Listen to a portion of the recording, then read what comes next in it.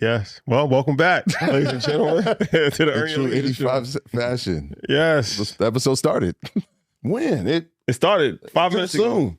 Yeah, we got he Throw some usually more wait about banter in 15, there. 20 minutes. Yeah. Fact, we need the band. We need the band. Y'all are professional and structured. We're learning. We're Not learning. today, man. We learning. Today, When in Rome. yeah, man. I'm in y'all shit today, though. What's up, my brother? How you been? I've been great, man. What's been going on? Yeah, every time I see y'all got something really good going on. Like you don't even know the flexes. It's regular, yo. Bro, we sitting here watching real live gorilla footage. First time seeing. We gonna take you? We gonna take you to the gorillas. I don't think that ain't really my thing. Why not? I mean, I like to watch it, but I don't have to be there. You know what I'm saying? I don't speak gorilla. I don't know what's been going on in the community. Is it a fear of animals? No, it's not even a fear. It's more of a respect thing. Yeah. Like when animals go off and they be animals and they doing what animals do when ain't nobody around, you gotta respect it. Because you never know. They live in a community and you don't know what happened on your way up there or what. They might have been like, Somebody could have gotten an argument. yeah, like next time the humans come. You had pets growing up, dog? Yeah, but not no gorilla. That wasn't the best transition. You had animals though, right? Same thing. Yeah, dogs. They didn't even, I think that the fact that they're in their natural habitat helps. And they teach you to be super submissive. I can't learn that fast. I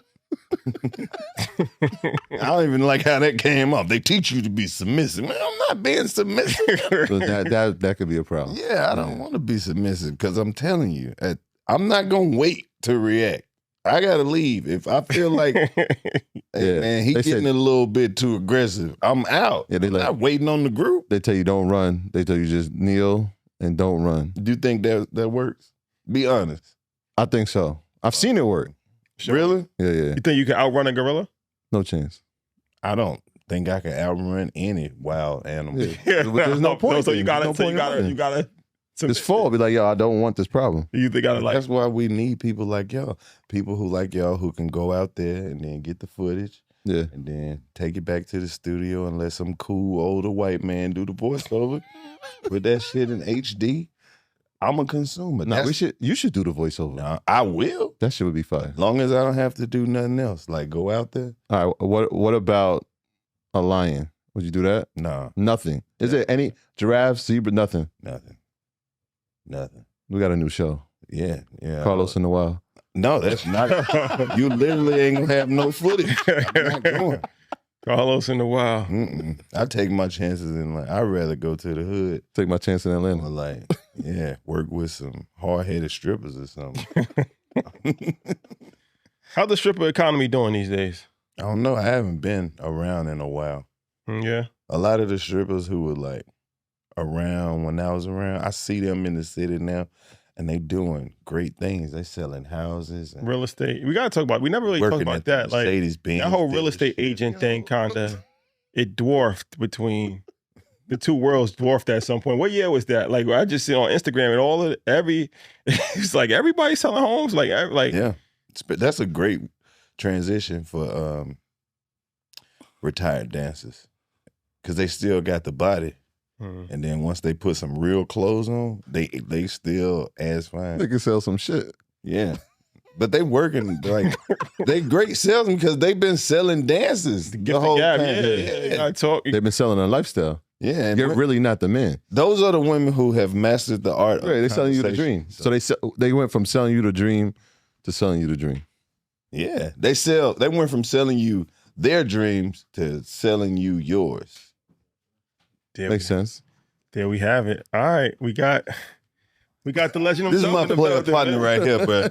Hey, I got two of my homeboys in here between Chico and my boy Sean. Nobody got more outfits than these dudes, bro. What's up, my boy? What's up, nigga? How you living, man? Good to see you, bro. Good to see you too, bro. Oh man. Chico Bean. Nobody's fresher than Chico Bean, outfit king. Let's do the drip check before we do anything. Outfit sold separately. Came with the Louis. Yeah, a little bit. Yeah, this is Money, man. This is Money, and then I got the kicks is Louis. Yeah, no, the kicks is the outfit is Money. The kicks is Louis. Yeah. Just so we Get him right. So it's like, and the Rosie, the Prezi is a chocolate face. Yeah, the chocolate face one. Yeah, man. He been investment's been going well for you. Yeah. I listen to y'all. Them conversations we was having when you couldn't afford none of this stuff. Yeah, we listen. These guys know what they talk about. I just saw you in China, man, getting your stuff direct from source, man. What was that like, man? Nah, it was crazy because it's so many misconceptions about China. Okay. Y'all should go out to China. Y'all should do a comedy show in China. Like, No, we should.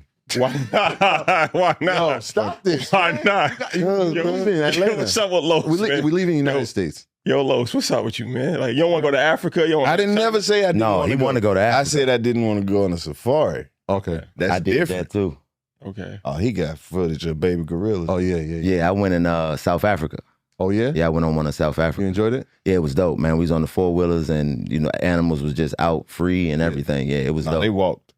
Oh, yeah. We did a track, a gorilla track. You ran a track? No, a gorilla track. You got to, go into the jungle and... Oh, nah, yeah, you was tripping. Yeah, we was. Yeah. As we were in it, I realized this probably isn't the best idea. The night before, I was feeling a little angst. Then when we started doing it, about 50 minutes in, I'm like, yo, we really in the mountains, and I'm getting exhausted. And if we don't see something very soon, I'm turning around. And then a couple more minutes, we saw a silverback gorilla with his family. Yeah, was it 100 of y'all? It was, nah. Oh, I you know what I'm saying? They was trying to get 100 niggas to fight a gorilla. I thought they was trying to make y'all the ones to do it. All they had was the little African dude from the meme. Oh, okay. That's all they had. That's crazy. They don't understand nothing they say. Yes. Yes. There was 12 of us, and one of us had a weapon. Okay. Yeah, the guy had the rifle. He got the rifle just in case things went left. Just in case. Yeah, but that was, the safari I did was dope though, man. Just to be able to have that experience out there was fun, man. Yeah. I mean, I've been trying to get this dude to go to Africa for the longest time. Yeah, he got to go to Ghana first, man. I'll go to Africa, yeah, but I definitely am not going on no safari. All right, we're going to bring you to Ghana. You've been to Ghana? Yeah, twice. Perfect. Yeah, twice. I went for the first time in 2023. Going into 2020, going into 2022, going into 2023, because I lost my mom in 2021, and I realized I hadn't started the grieving process yet. So I just went, didn't tell nobody. I mean, I told this nigga I was going, but I just went by myself, and one of the best times, most peace I ever had, man. And I went back the next year. Yeah. And the first year I went was when Chance the Rapper did that concert out there. Okay. By doing all of them. I went to that. Sure. And then the next year I just went in and got to actually explore the city, you know what I mean? Charlamagne put me on with the dudes. There was big real estate guys out there. So, you know what I mean? I got into some of that. So it was dope. I had a good time out there. Oh, perfect. And we ain't got to tell you about it. Yeah. Oh, yeah. All right, yeah, sure. Accra. Yeah, Accra. Yes, sir. Yes, sir. So what made you just want to go out there, like, for the grieving process? Like, you just... I just wanted to go somewhere where I knew that, I've been to Egypt before, but I had never been to Africa, like real Africa. I say Egypt is gentrified Africa. To go somewhere where you can cry and be ugly and don't nobody know, you know what I'm saying? He is so ugly. Yeah, exactly. So that was the point. And ugly cry. Ugly cry. Not be judged. Yeah, so, that was the reason, the biggest reason, just going somewhere where, I never been before, didn't know anything, didn't know anybody, and I just had time to just gather my thoughts, and that was one of the best decisions I ever made. Yeah. Oh, that's fire. So, all right, let's talk about this then. You're talking about traveling. You guys got a tour coming up. Most definitely. What makes you guys want to keep going out on the road? Because I feel like y'all travel probably more than anybody I've seen. Like, y'all on the road all the time. Like, you don't ever get burnt out by that? Like, what's the motivation? Still fun? You never, like, all right, I'm over this? No, because all the experiences is still new. Even if we've been to the place 100 times, it's never like the last time. Yeah, all the way. And then, I know for us, especially coming to New York is where it started for us as far as getting the notoriety and getting the name. And, I tell people all the time, like, there's no way I could ever complain about what I would be asking God for if I didn't have it. You know what I mean? If we weren't moving around as much as we move around and getting these shows and going to these cities, this would be what you would be working towards. So it's a blessing. So every time we get to do it, that just means that these people who have seen us 3-4 times, you know what I mean, seen us together, seen us individually, they still love us enough to want to come see us again. So that means that the product that we're giving is something that motivates us to keep wanting to push, because that means that we're doing something that's really never been done before. That's the best part, when they give you the updates of the last person that they seen. Now, you know, I called Chico. Then we went to DC in December. Came to y'all show. Now I'm here to see you, boy. Yeah, all the way, every time. I just was in Columbus, Ohio. Dude pulled up a picture of me and this nigga from a show from 8 years ago. He was like, "You remember this?" Yeah. You know what I think one of the dopest pictures though? What's that? That picture you took of that girl Van when she was a baby? Yeah. I seen him in the airport going to the Essence Festival. I seen him in the airport. We took another picture. Her and her family was in the airport. Man, she doing it big. Yeah, man. Doing it extra big. And y'all should just like real improv. Yeah. Like that's hard too. Like we gotta market it as that. Yeah. I don't think we ever tell people. No. Yeah. Like talk about that, because people don't fully appreciate it unless you see the show. Like I saw the show, so I'm like, oh no, this is different. Like y'all just, you got the blue shirt on, like, you know what I mean? Like that's difficult. It's the hibachi of comedy, man. We're cooking it up right there in front of you. And then when we post clips from the show, people be like, can't believe y'all be messing with them people. Look, y'all is just bullying. Y'all picking on people. Like, everybody that's ever made it into a clip from us talking about them at a show definitely came and hollered at us after the show. Then they be like, bro, y'all know y'all ain't had to do me like that. I mean, we done had people missing limbs and all types of stuff. I had a lady take her leg off and had me sign it one time. Somebody took their leg off and just threw it on stage. Like with that picture we just posted. Yeah. It's a fake. We don't know. We was just like, all right, man, let's get the picture. Then we usually turn around so the crowd is in the back. But somehow this leg ended up on stage. I was like, Chico, hold up. Bro, somebody took their leg off. Their leg off. Put it in the picture. Put it in the picture. So, and then the thing is, that's what makes it fun, like for people, because when you come, it's a space where you can. Nobody's off limits. We talk about each other. We talk about the crowd. We talk about security. We talk about whatever's going on. It's all improvisational. So you know you're getting an experience that's catered to the people that are there. And even though we've been to a lot of these cities before, that's why we call it Spin the Block, because we get to come back and it's going to be a new show. You've never seen the same show twice. Yeah. Because we always do it just as it happens, and that's the beauty of us being able to work with each other. And it's a challenge to try to make something happen. You get what I'm saying? Like what they giving us. We got all these people in here. What the energy like? And it's just you start pulling little elements, and once you got a whole arena of people in on the joke, it's crazy. Yeah. I think the part that y'all don't highlight as well is that y'all independent media, right? Like you talk about like the improv, which is incredible. We were literally having a conversation. Then y'all on stage and we're like, how did that just happen? But y'all doing it. We know the team. Like y'all independent media, y'all doing this for 10 years. Talk about that and the growing pains and the learning lessons of starting 10 years ago as a company to where y'all at now. It's a lot of trial and error. Just trying to figure out little formulas of like, okay, this works over here once we get past the live show, like we do the live show. Now we recorded all this footage and all this backstage. Now we got to put it together. So it's like, people always like, when y'all gonna do a special? Or like, bro, we dropping a special every week. Literally independent every week. Every week. Literally for 5-6 years straight. Yeah. Every week. And you know, we come from the Wild and Out space, so we got to see it from the corporate side first. So we got to see all of the things that we, you know, could learn from, and the things that we didn't like on that side of the game. So we knew what to exclude, and that kind of made it a little bit easier to keep pushing, because if you know what to exclude, then you know how to avoid a lot of the pitfalls that cause the problems amongst, you know, people who try to do it themselves and, you know, not reach out to the powers that be for help. So I think that's one of the things that helped us push, is that we're fans of each other, you know what I mean? And two, we understand the game from a point of being employees versus, you know, being in charge of everything and having. And it's way better than being an employee. Yeah, you know. You know what I'm saying? Just having the control to be like, yeah, having you know, and then yeah. It's way better. Like I hate being an employee. Well, talking about that, because you guys, okay, you built the umbrella 85 South. Now you got other talent. I don't want to say underneath, but in the fold of 85 It's South. under the umbrella, but we're not nobody's boss. Nobody's boss. All right, so how does that work then? Because you got Poor Minds, you got because we extend that same freedom to everybody who works with us. Yeah.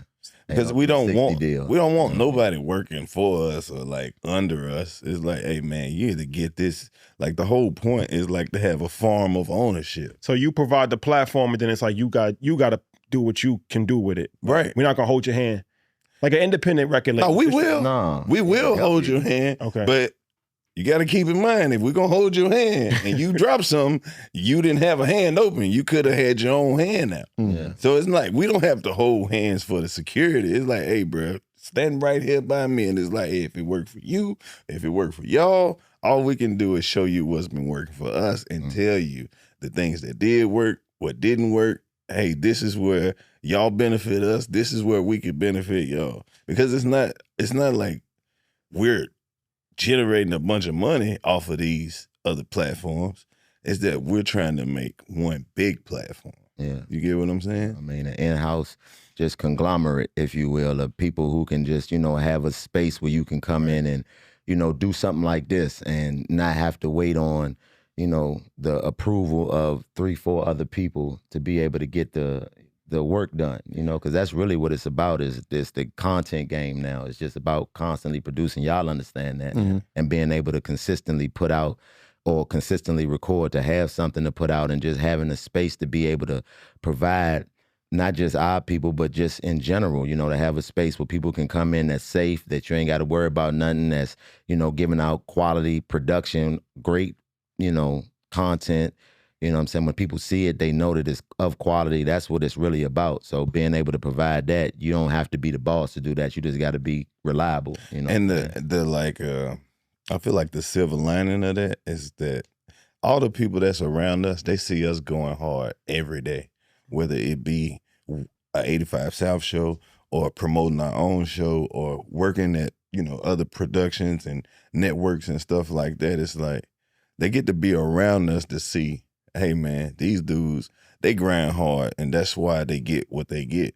The moment that you're not grinding, that's when everything stops. And then you got to get that momentum back up to get back in grind mode. So that's why I'd like to stay on the road or work all year. And then we got like a buffet of things that we do, because every day we're not waking up doing the same thing. It's not just pull up at a city, be here for 3, 4, 5 days, sell out the comedy club, then just go home. But talk about that, because people, you're a comedian, so people might not know how hard you actually work, right? Bro, I got like 40, 50 jobs. You do the podcast every single week. Yeah. You're on the road with 85 South. Y'all all got the individual on your road. So like talk about. But even in between that, we still auditioning for TV shows, movies, sending in voiceover work, shooting ads and commercials,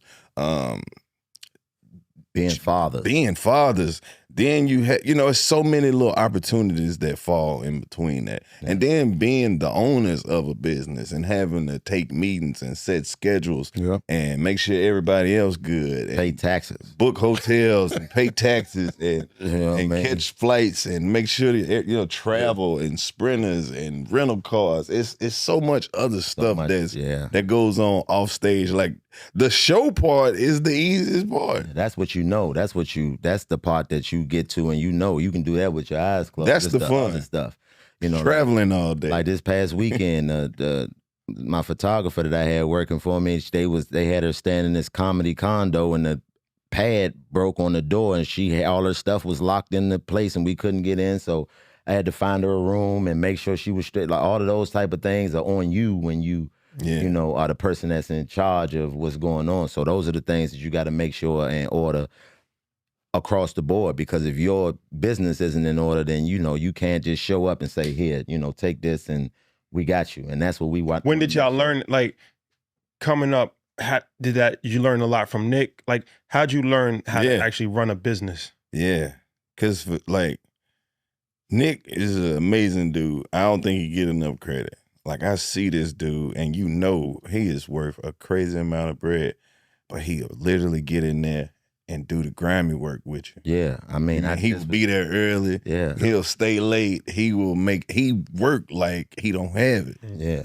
And that's literally, I was just telling somebody that the other day, when I was talking to the photographer, riding around trying to find her a room, she was telling me, you know, how she had been on tour on a tour bus and they didn't have any AC on the tour bus. And I was like, man, that first Wild 'N Out tour we did, we were taking showers at the Salvation Army. Yeah, in the arena, And Nick Coliseum. and he was right in there with us. And then you know damn well he didn't have to be not in the shower.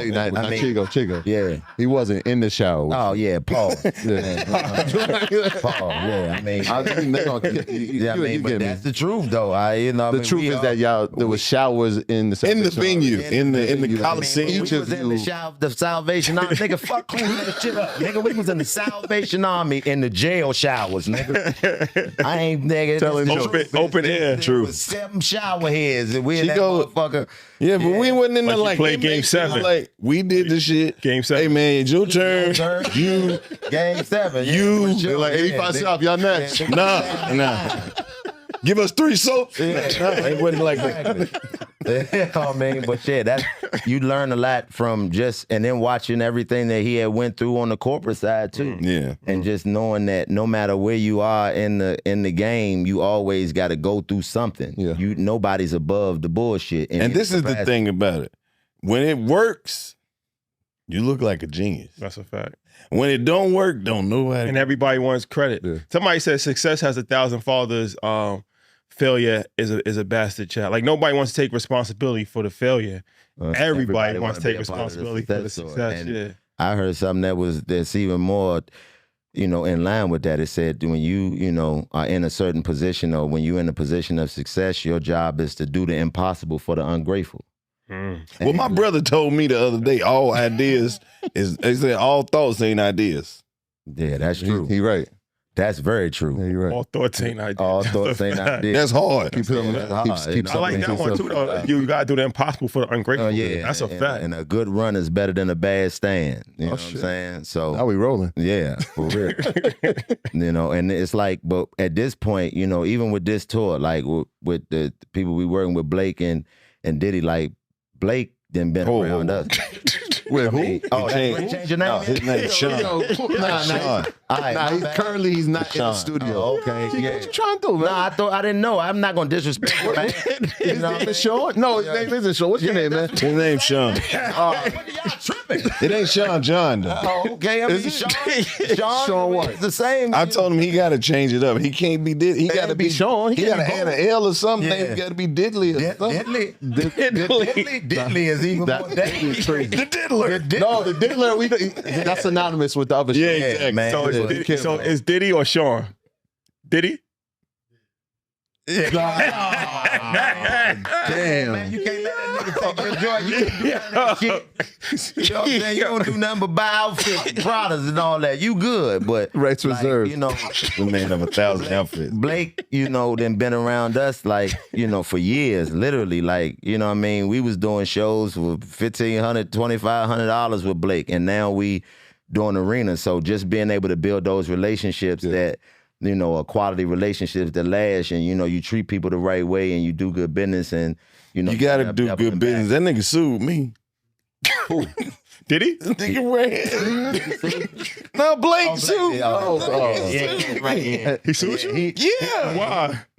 It was I didn't know that it was this what happened. He had another, this is it. He had another partner and they split, and I didn't know they split, and the partner didn't tell me that they split, so he sent the paperwork and made it look like they was still together.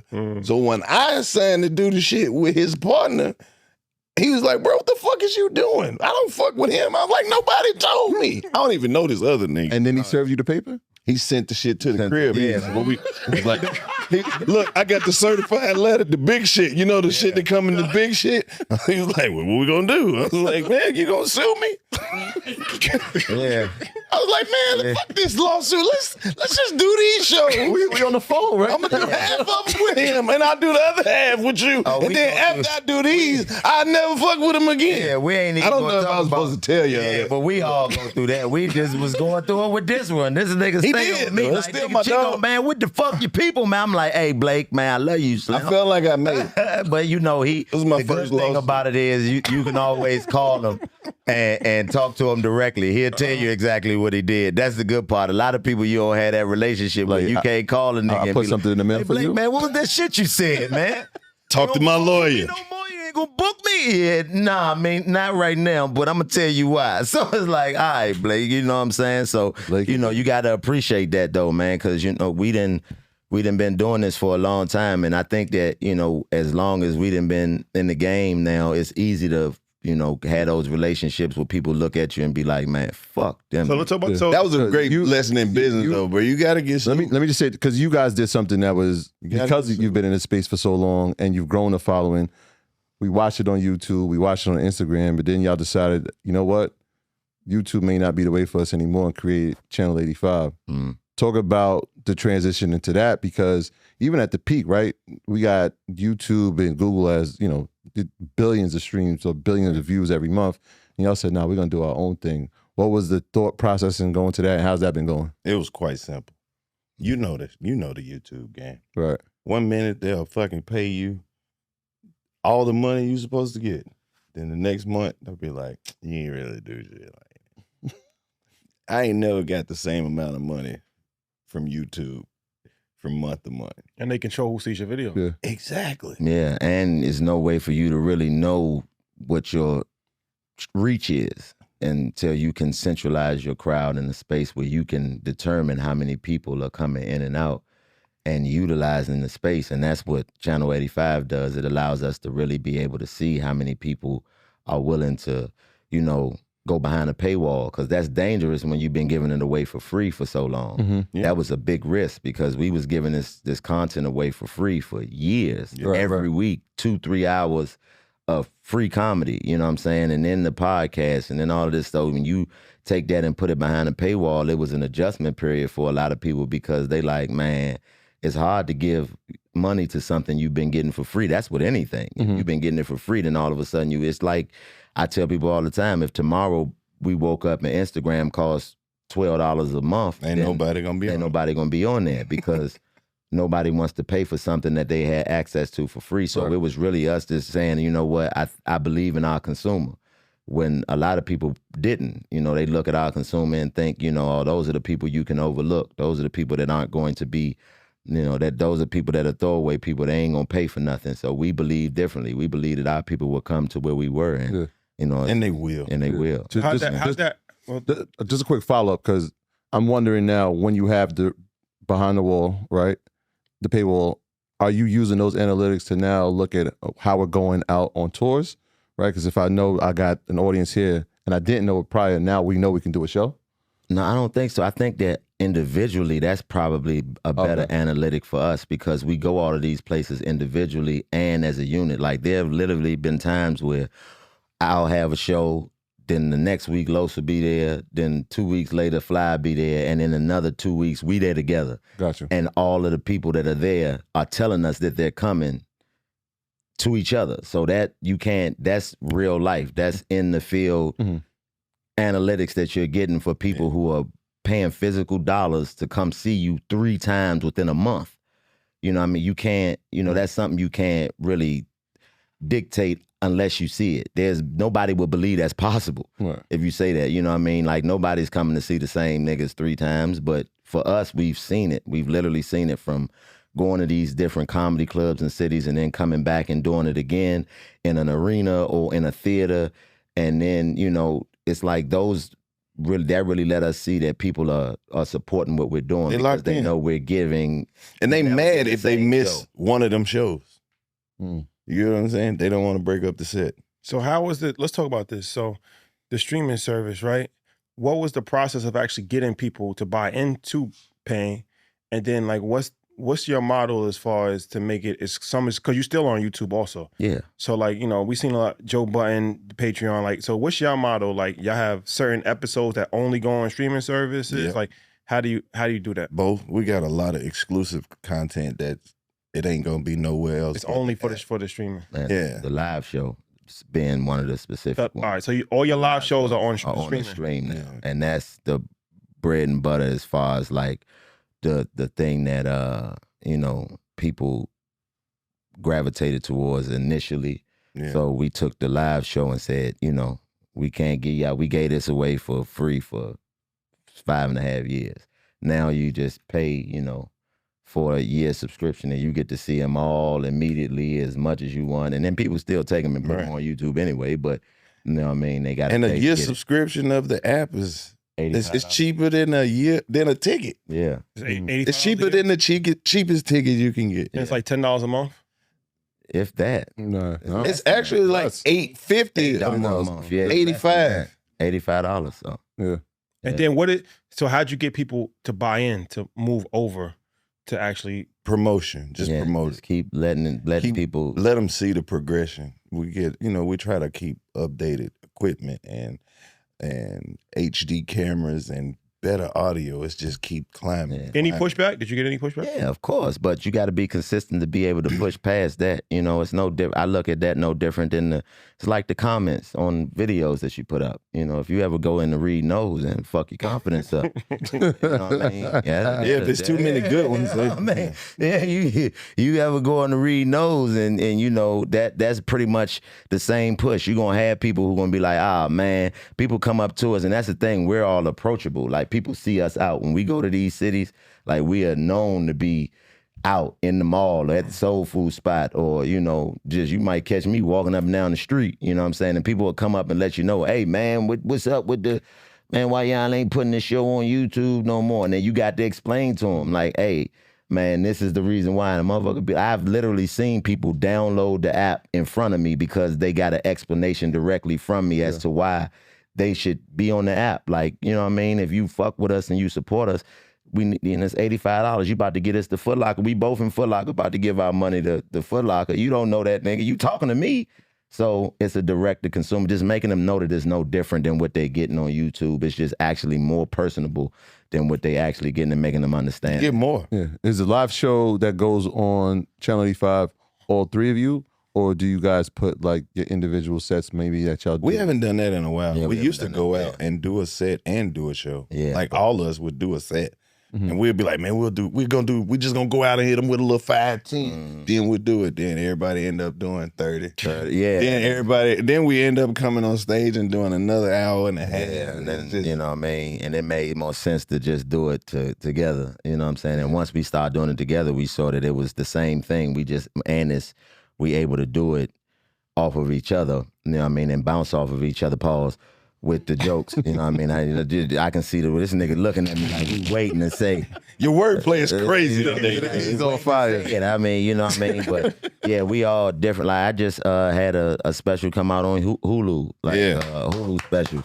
And, you know, Los did one with the Laugh Out Loud a couple years back. So we always do. Nobody clap for that. Can y'all clap for that? Yeah, you know what I mean? You know what I'm saying? Like, we always doing stuff, you know, that's you know, individual, but this is something different. This is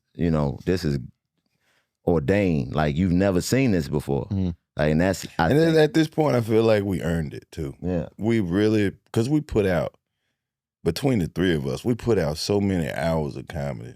And once you add up the time, bruh, if you go back and you look at some of the older live shows, bruh, where, you know, we see like Chico go out and he in a pocket and he'll do a 35 off, but it seemed like when you ask him, it's like, bro, it felt like 10 because the energy was just crazy. When you said 3 things and they just keep making you talk about these things, and then DC go out and then he find that pocket and he do another 30, and then I come out and I do a 25 or a 30. It's been shows where they literally had to just walk out and be like, bro, hey, come on. Do you know you've been out here for like 40 minutes? Come on, bro. Yeah, with the mics and knowing even back, I think that's crazy you say that, Los. Now that I think about it, I think that was the inception of us knowing getting that chemistry of being together. Cause me and Fly would be standing, cause he would always go last. And me and Fly would be standing there and kind of just waiting on the right moment to walk on stage. And we'll always find it. He'll say something and then we'll just come right on stage. And so that's how we was learning. We literally were learning as we go in front of people. Most people don't do that. You know what I mean? They learn away from the crowd and then bring you the finished product. We let them see us build the product from the beginning to now. So let's talk about this touring. So you got Diddy. Yeah. That's his name, right? We're going to call him Brother Man. We got Blake and the Brother Man. That's the name. That's the Blake and the Brother Man. Blake Man and the other guy. So they run your touring. They run your touring? Is that correct? Or well, yeah, this specific run, yeah. You know what I mean? But we've been working with Blake for literally years. Like Blake does the We Them Ones. That's why I was so shocked when the nigga sued me. No, I'm just don't worry about it. You can't take it personal, man. That's my dog, man. You know I'm gonna keep bringing it up. Yeah, we had too many conversations. No, one thing about Blake though is like, how'd that come about? How'd that relationship come about? Bruh, it's nigga, man. He do good business, great business. Besides suing you, I mean, but I'm saying besides suing me, he do good business. Nothing personal. I was just business. Yeah. And another, he ain't never messed the money up. Ever. He always get, whether it was $1,500 or whatever he paying, he gonna have it. Yeah. And he asks you if you want it in cash. I don't know how they do that, but it's always legal. Yeah, you know what I'm saying? He do good business. It's always legal. And he'll sue a motherfucker. You need that type of go-getter. Yeah. You know what I mean? It's always, and then the thing is, man, he had conversations with you. He'll let you know when, we done had conversations. He'll let you know when shit ain't right, and when it is, he ain't making it seem like it's all good if it's not. Right. They're making it seem like it's all bad if it's not. And I feel like his integrity is there, bro. It ain't just about a money play. He, like Chico said, bro, when it's there, it's there. When it ain't, he'll call and say, bro, it ain't there, but I still fuck with you. Yeah. So if you still fuck with me, we can make it up somewhere else. Yeah, but if you fucking with me, I'm fucking with you. But if you don't want to fuck with it, I completely understand. How important is that? Because we do events, right? So we understand putting together an event from a marketing standpoint. We understand every aspect because we've done every aspect. Yeah, y'all do a whole festival. Yeah. You niggas be having niggas come in and talk from Budapest. Yeah, we got the richest man in Budapest coming to talk about how he made money off grains. He makes $1 billion a year. Yeah, y'all got some crazy accents. Yeah, man, y'all is all of y'all, man, for real. And then it's crazy to see how much y'all, because when y'all first started coming to do the show, the podcast, it was like y'all was really just getting off the ground. Now y'all got Budapest connected. You the teacher, bro. Yeah. So now you on safaris. This is true. Educational safaris. Exactly.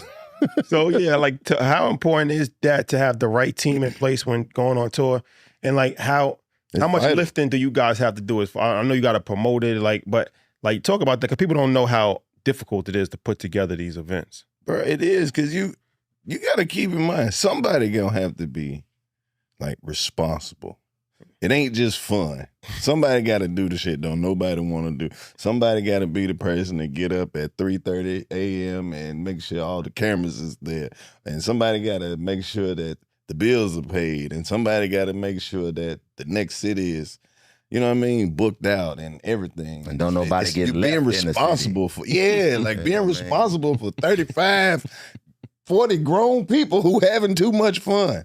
That's the hard part. That's like y'all travel with 40 people? Yeah, you look up and then it's like, it'd be the circle was like 5, 6 people when you started. Then you look up and it's you've been in there, it's like, bro, it's 100 people later. Yeah. You be like, this is my apprentice right here. You be like, where you come from? We're like, you got an apprentice? He's like, yeah, this is my understudy right here. You got an understudy? What? All right, what's up, bro? How you doing, man? Yeah, man, I'm teaching them the ropes. I need you to hold the ropes. Yeah, I'm teaching them how to hold the ropes better. You know what I'm saying? So but that's the type of environment that we have. We want to see prosperity. You know what I mean? It feel good. It ain't no, as they say, big eyes and little you. What's the hardest part about being on the road? The hardest part? Getting to the next city. Yeah, travel, the actual travel. Y'all do bus or fly? We usually fly to make sure we get there. I drive. And he'll get off stage and drive. Anything less than 6 hours, he drive. Blake, what you?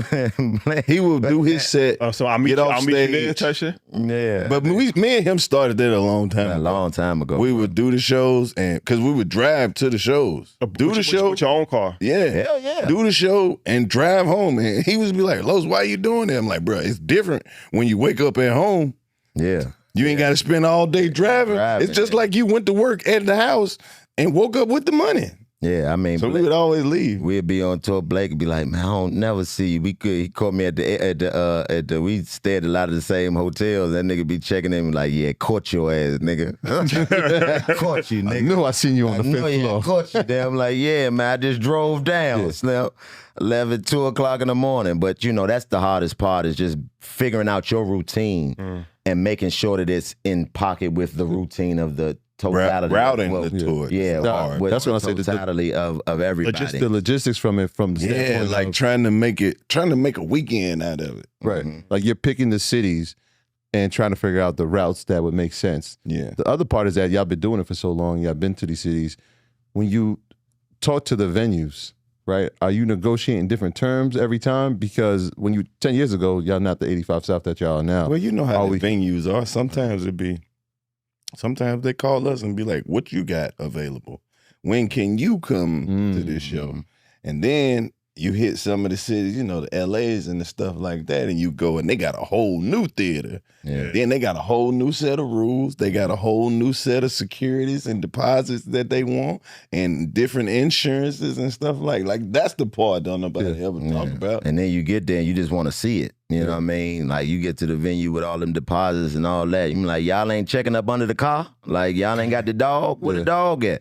You know what I'm saying? Y'all just letting everybody through it, huh? Everybody through. You ain't running the dog up under the car. Y'all ain't got the, so those type of things, the learning process throughout, because we started in comedy clubs. Right. Like we started out doing it in comedy clubs, then we went to theater. That's basically like to put it in perspective, the comedy club is like a bowling alley. And then you go to the theater, the biggest one or the arena in your city. It's two different worlds. Are y'all the comedy club will let anybody in here. This security guard ain't even in shape. But then when we go downtown to Mercedes Benz or whatever, we got to make sure we got security that can actually move and walk, and they might have to get active. Now it's a different, and it's different. Like from Ticketmaster, the larger venues, comedy club, you just selling tickets. They printing them joints out. Yeah. They give you the ticket. Did y'all? And we've spoken to people who've done events. Sometimes they work in the deals where it's like we're getting a piece of concessions. We might get a piece of the bar. We might, if you're lucky, sometimes they like, hey, we're getting a piece of parking. But think of how many people don't even know to ask for that. That's why we about to educate them, right? Like, is that part of the process too? That nigga Blake wanted to say something. I see he set up on that one. He's like, nah, nigga, them chicken strip motherfuckers, the hardest niggas to deal with. Most people know that they're gonna sell merch at the event. Yeah, see, they ain't giving you none of that. But see, another part about that, a lot of people don't know. Some of these venues, you have to pay to do that. You have to pay to do that. They want a percentage of that. Even merch, sometimes they take a percentage. Yeah, merch. Yeah. And that's the structure of most comedy clubs. Is they really don't care about the ticket. It's that 2-drink minimum they trying to make. So they'll paper the room. They'll give away the ticket just so they can get you in there buying the quesadilla and the lemon drop. $15. Yeah, you know what I mean? So that's a whole nother part of the game, but it's very few people who get to monopolize that part. Like you got to be, probably. A lot of comedians don't get that far. They don't even get John to that. or one of them, you know what I mean? Yeah, they don't get to that part. They take the flat rate just so they don't have to, just so they can say, hey, this is going to be, you're going to guarantee to make this, because they don't want to take the risk of having to promote it. And then if it don't sell, now you don't get no bread. But we all collectively at the same time of our career start, like we made the decision to say, hey, we going here anyway. Why not take a chance? Why not take this chance? All right, bet, cool. Well, now it's working. Let's put this up for some security and some safety. Then we're going to put this, and then we'll put this over here, and then we'll flip this, and then we'll go independent. And then that's when it started making sense. We just had to keep taking them chances. How do y'all figure out what cities? Because you go to a lot of cities that people might not hit. Like y'all like in the deep South, like Columbus, Ohio. Like y'all go to major markets and y'all go to small markets too. Like, how do you determine? Because we've been there already. He went to college in a small market. Yeah. Where? And we know Winston-Salem. We know that when you're in a small market and you pick the right weekend, this is the event of the only thing. That's the only thing that's happening. That's it. Ain't nobody else coming here. And plus us having like love from them little pockets of, the small town, we know that it ain't a lot of people who gonna even think to go over there. Yeah. And these people, they want to be seen too. They want you to come to their city and turn up one. Man, I seen Chico Bean at the Walmart here, bro. The one my sister work at. Yeah. End up buying some t-shirt, bro.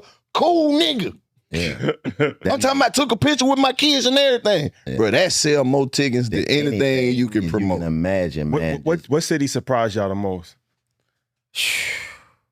Man, that's kind of, for me. It wouldn't necessarily be the city. It'd probably be like where we at or how far somebody came. Yeah. You get what I'm saying? Like, it's people who will fly from Miami to go to the Cleveland show. He was like, bro, why would you come to Cleveland? Because I just in Miami. I missed the show. Yeah. So. I know one that surprised me, or the ones that surprised me are the ones that we go to that you don't think that is going to be the demographic that is like Minneapolis. The first time we did that, I was like, yo, look at all these niggas. It ain't never, it's never the city that surprised me. It's always the people who show up, bro. Yeah, it's just, and it's like people I didn't even know, like, we got a lot of people that fuck with us that we don't even be knowing, bro.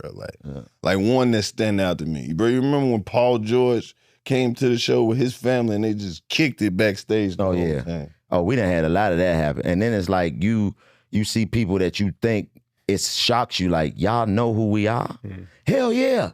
We watching my daughter and it's just be like people who look nothing like you, who you have nothing in common with other than what you're doing. Yeah. And that's the part that is like the most shocking is when you see the reach that you have, when you're not even, targeting certain demographics. We're just doing what we're doing, but you never know the reach that you have until you in them live shows and you see people and you like, I'm talking about rows and rows of people and you like, bro, what are y'all doing here? Yeah. We fucking love you. Bro, we had Sugar Free come out and perform. And like, I don't know if he knew exactly like the magnitude of the show. Where were we at, Kat? We were at the Forum, bro. LA. Bro. So he backstage, right? He hear all the chaos, but he don't know that this whole joint sold out.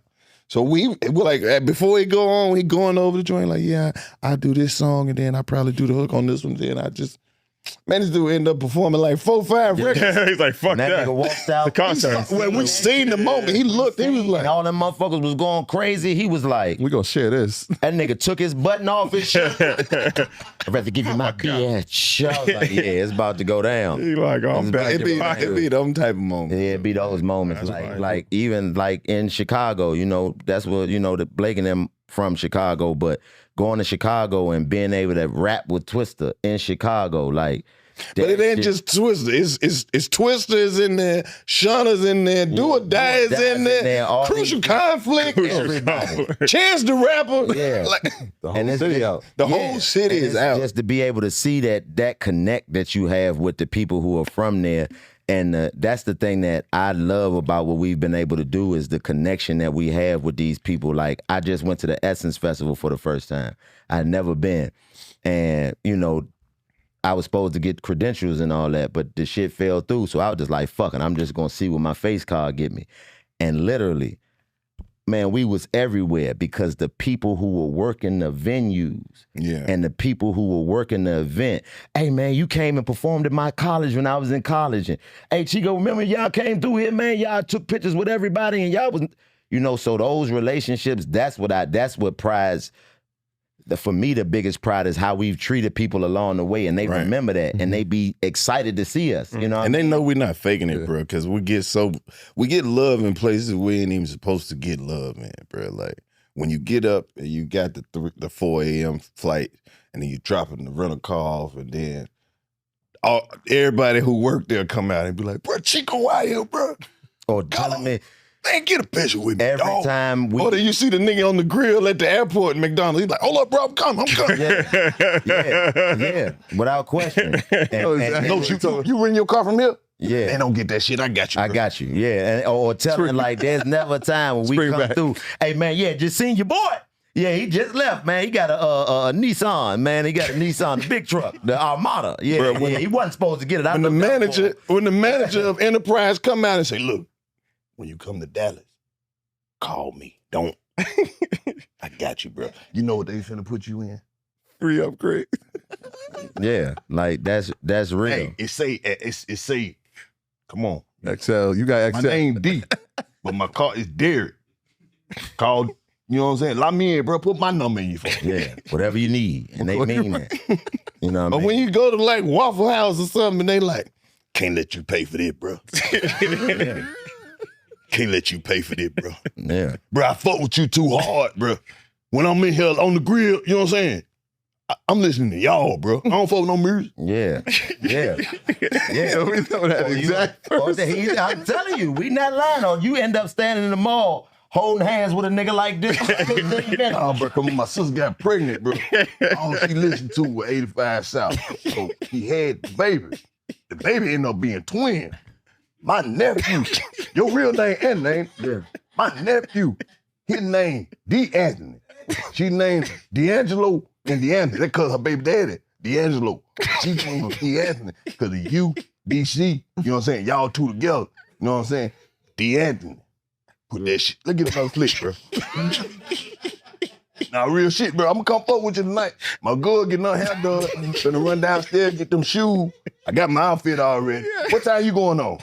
Man, Man, what Karlous at, bro? Karlous, hey, that nigga crazy for real, ain't hey, that boy DC really like that, ain't he? That boy crazy in here. Hey, boy, hey, they can't fold you on that outfit. Nah, hey, you know what? Boy, you crazy hell for them braids. Boy, cut that shit off. I'll be there tonight. I'm coming tonight. Appreciate you, bro. I'll be there tonight. Hey, what time hold up, bro, hold up. Yeah.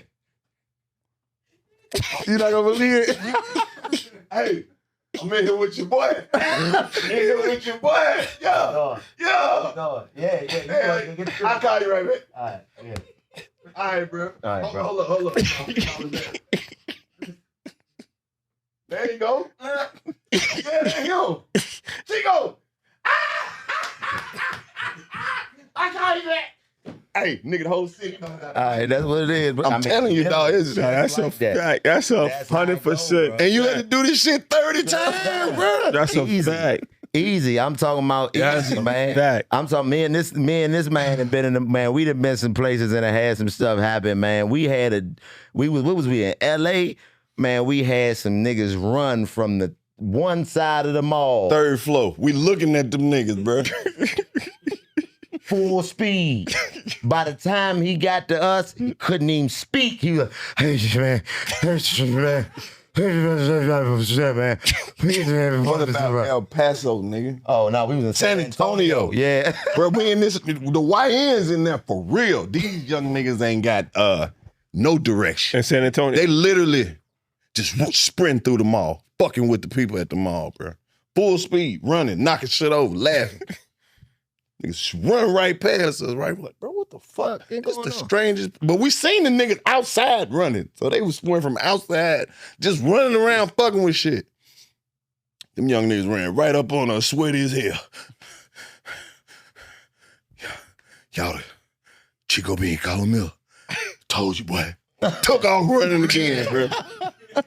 Yeah, man. Just had to make sure. So that's when you had those type of experiences and, being accessible enough to be able to have those type of experiences because, like I said, going to the Essence Festival gave me a good gauge of how people react to, the and we general still fans public. Of this shit, too. You know what I mean? The general public. I saw so many people doing what I guess is normal for a celebrity to do. You know what I mean? No pictures.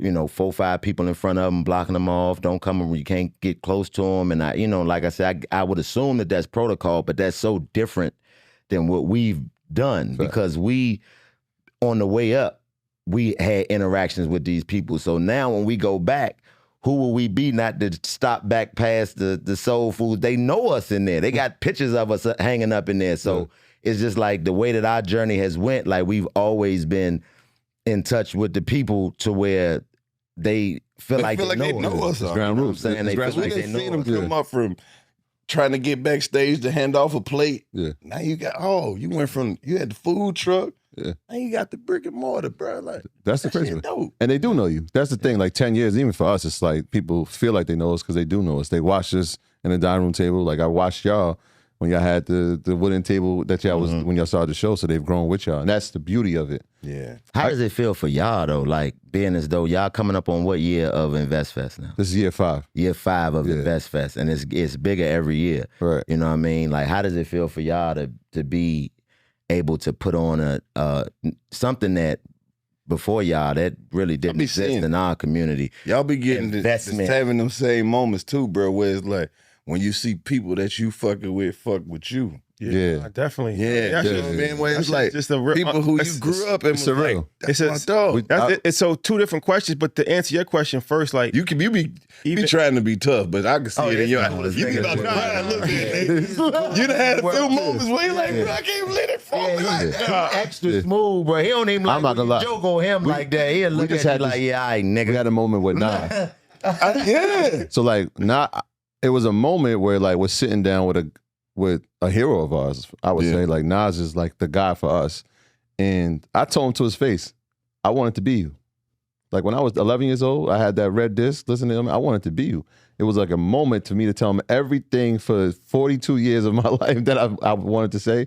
We had the opportunity to do it. And when it was over, I was like, when people ask me what's the greatest hip hop moment, it's gonna be this. I actually got to tell one of my heroes exactly everything that was on my mind for however long I knew him. Yeah. And the fact that he was receptive to it, and the next time I saw him, he said my name. I was like, yo, that's crazy. Nas know my name. When I walked in, I was talking to the producer. He was like, yo, if I met Nas, I would cry in front of him. That's how much he means to us. That's a great experience. It's ill, man. We had that experience. Now it's fucked up, man. We met My man's cut it. You know Marcus, his barber. Diddy, Nah, man. it's 'cause, you know, the comedian. No, I swear to God, man. Wait. I'm not bullshitting, man. That happened, man. We met Diddy, man. That nigga came out the office. In my line, he came out the office, walked straight up to me and was like, Chico, man, what's up, man? You look good. You been working out, man. That's what it is. And I was like, oh, shit, this nigga know me. Now. this guy's crazy. Wow. This guy's crazy. Wow. Yeah, I mean, fucked up, man. How'd the rest of the meeting go? Oh, it was dope. You know what I mean? It was dope. It was dope. You know what I mean? We had a good time. Nah, but InvestFest, to answer that question, I mean, it's just dope to just have that idea. And y'all could appreciate this, right? Like, you have an idea in your head, and then to actually see it come to fruition, and then to see it even bigger than what you even envisioned it. Like, you know, it's a very humbling experience, but it's almost like it's hard to really even explain. Like, you know what I mean? Like, I even, like, you go to, like, Dallas, like, when I go to, like, I seen, like, the stadium, and I'm like, damn, for somebody to think about that, like, Jerry Jones, that's in his head, right? And then to actually have it there, and just, like, right. yeah, that's just dope. So for us, it's like everything that we've been doing is really, like you said, there's really no blueprint before us, because it's not like we was following somebody else. So whether it's InvestFest or going to Ghana or doing a tour or doing, like, different, like, stuff that we're doing, is just, like, everything is just, like, actual history that's happening in real time. Has that been a favorite part for y'all along the way thus far? So many, bro. So many. Like, for me, it's traveling. Really? I love to travel. So you said I just came back from China. We was in Ghana. We was in Kenya. We've been all over Nigeria, London, Toronto. So to be in different, and we're talking about financial literacy and business. So it's like, you know what I mean? Like, it's a whole new genre that at least our culture has appreciated. So for us to, like, how y'all, we've experienced that same thing. Yeah. But nobody would have ever thought that we'd be experiencing talking about stocks and crypto and real estate. Like, you know what I mean? Like, so to see people have that same level of appreciation, like you said, the security, the guy, like, yo, in between joints, I'm watching your joint because, you know, I just graduated, I'm trying to get off the ground. Right. You know, like, I done had experiences where it'd be like real live street dudes at 2:00 in the morning come up like, yo, look at my portfolio. Am I in the right joint? Like, you know what I'm saying? So, yo, hold on, son, yo. Yo, just look at it for me. Yeah, that's 100%. Just show me something. Just That's what I said. Every moment. Just hey man, I got money on there. Buy something, bro. If I can give you 40, what can you do with it? That's a fact. Like when you say what's the greatest moment, I think every time an encounter like that happens, because that's never happened before. Where it's like, yo, you changed my life, and you like, yo, I appreciate you, man. They like, no, you changed my life. Like I've never had this much money in my account. I didn't have the knowledge. I started the business. I did this. I went into real estate. I got these properties. I wouldn't have known that information if it wasn't for what y'all did. Yeah. So every time you hear it, it's just like more reaffirming. It's like, oh, is it That's pressure? the best. Like as a comedian, when people come up to you and they say, "Hey man, I can holler at you right quick." Hey, bro. Like comedians, when we around and we riffing and we just talking about whatever, we not having no concept of what we saying. We in the moment and we vibing, right? But when people pull you to the side and say, "Man, that clip that I seen y'all do, man, bro, I hadn't laughed in 8 months, bro. My sister got killed, my brother got killed. No, that's real. That's the only shit. that's real. But no, that's the only thing Took my mom that I off. can watch, bro. That's fact. You know what I'm saying? That was, I had to laugh. Escape from reality. Yeah. Come up to tell us that all the time. Like, man, I was in such a dark place. I was in a hospital. I had just went through this, that, and the third. And the only thing I can watch was y'all. Y'all took me out of depression. Y'all raised me for like before y'all, and I couldn't, I thought it was over with. I didn't have any inspiration to, do anything until I got put on to y'all, and I just watched it every day, and it just took my mind off of whatever it was that was going on. When you get to be a part of somebody's therapy, bro. Yeah. That's real. You said that people grew up on you. And think about that. Like, I wonder, do y'all look at that perspective? Whereas we grew up, we watched In Living Color, we watched Martin, we watched Fresh, we watched all these shows. And now in reality, that go back to the thing though. They're watching the full circle. Yeah. All our heroes, when Chico would call me and he on the road with Martin, and the first thing you say when he see me, one of the funniest niggas in the world. Crazy. Bro, you can't tell me shit after that. Yeah, I mean, I'm talking about, I didn't have to say, bro, when you get with Martin, please, you don't have to do that. Bro, no, I'm going to do that regardless. And because I want, that confirmation to be able to know, like, bro, like, this is that's the best part for us. Like, even better than the money sometimes. Yeah, it's like to be able to be amongst your heroes and they know who you are. Like, it's like, not only know who you are, can quote what you said. And man, it's and they like what you do. Like, where am I? You know what I'm saying? It's the best feeling in the world because you don't account for that, especially coming from our generation. Like, celebrity was a world away. It is not what it is now. Like, now celebrity and fame is so easily accessible. You can just pull up your phone and go talk directly to whoever, you know what I'm saying? And when we were coming up, you had to write a letter, you had to, it was just so far away. Celebrity was inside that box. And now to be able to come in contact with these people, for me, and we talk about it all the time, like, it still feels like you that young nigga, like you said, like when you run. When Nas call you and be like, "Hey man, what you think of this right here?" You be like, "Nigga, where am I right now?" This, right? You know what I'm saying? Like, it's one of those things where and then in full circle, like he said, to get to a point where now you have people coming up to us like, "Man, I've been watching you since I was in the 4th grade. That I'm 22 now. So crazy. And it's like, damn, you know what I'm saying? Like, you don't even realize that you've been doing it that long. It's hard to realize your impact when you're still impacting. When you're still impacting, you know what I'm saying? So is it pressure on y'all, like, being as though, we comedians, so people come up to us and tell a joke, be funny. Like, is it pressure when a nigga come up, "Hey man, I'm about to lose my house." Yeah. No, that's a fact though. What am I supposed to do, nigga? No, that's so you want me to buy some more crypto? I. You know what I'm saying? Like, is that? No, that's a good. That's come up to you with problems. Like, like what? No, that's a good. It's crazy. That's crazy because I literally just had that situation. Like, I was out with my son a few days ago, and it's like 10 o'clock at night.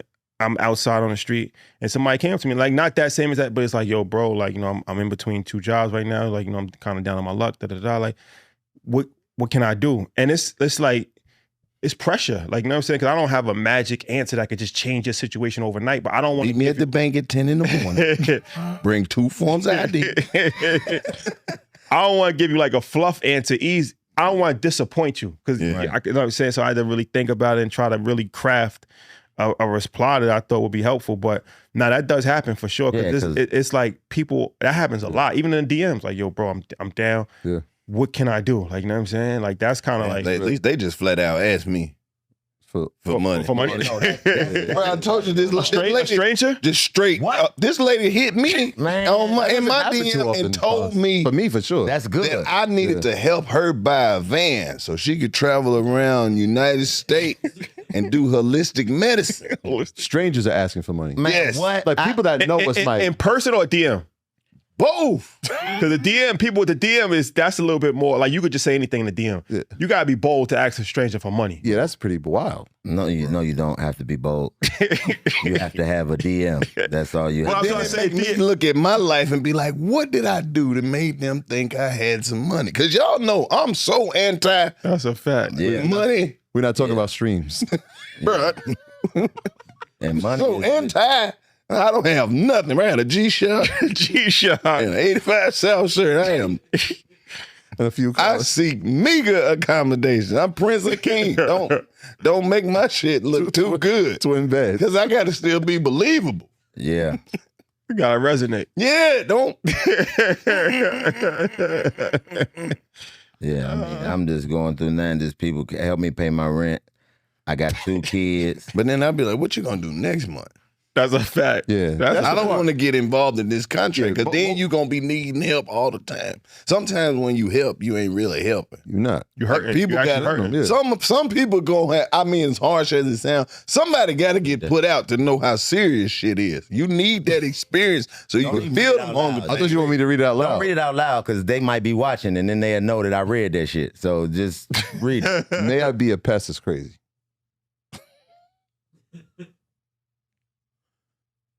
Damn. And you left it on red. I didn't know. No, that's no. You can't even reply because like you said, what are you going to do if you set a precedent? Okay, yeah, stranger, like I'm going to do this for you, and then what? You know what I mean? Like, is no consideration for the people that you are required to do these things for. Yeah. All of those people. Me and this nigga have conversations all the time. We was talking about just how much. I asked him one time, I said, man, how much you think you would have if you never gave nothing? All of it. All of it. I'd have all of it. Have all of it. All of it is a. Do you set like okay, this is how much I'm gonna, like for me personally, it's like I know if somebody asks me for money, right, that I know I have a max amount, depending on who it is, that I'll be willing to give, and then after that, I'm not even. I got a max amount too. And I know if we exceed this, or if I go here or above, I know I'm gonna cut you off. Yeah. Right, that's what I'm saying. I'm not gonna do right. I'm not even gonna ask. I just know this is how much it's gonna cost. Like for instance, never have to deal with you. Hypothetically, right? This is hypothetical. Somebody just says, "Yo, I need $5,000." Right? Me and that person relationship might not be at $5,000 level. I'll be like, I'll give them $500 because I do know you, but that's it. I can't help you anymore. And now. I'm not expecting you to pay me back, so you can't really ask me for money again, right? I don't give anything that I need back. I mean, that's always been my mentality. Treat it as a gift. There's no borrowing money. No, it's no borrowing money. Like, and I've been somebody who's been getting my own money for so long in my life. Like, I've always been somebody who, had at least $1. You know what I mean? So somebody gonna ask you for $1, and you learn that wanting that $1 back is the worst thing you can do for relationships because it's. When I need it, it's, you know what I mean? Hey, man, it's the most humble. Hey, man, thank you. But when you need it back, it's like, dang, you need $1. My rule is I can't give you more than I could ask you for.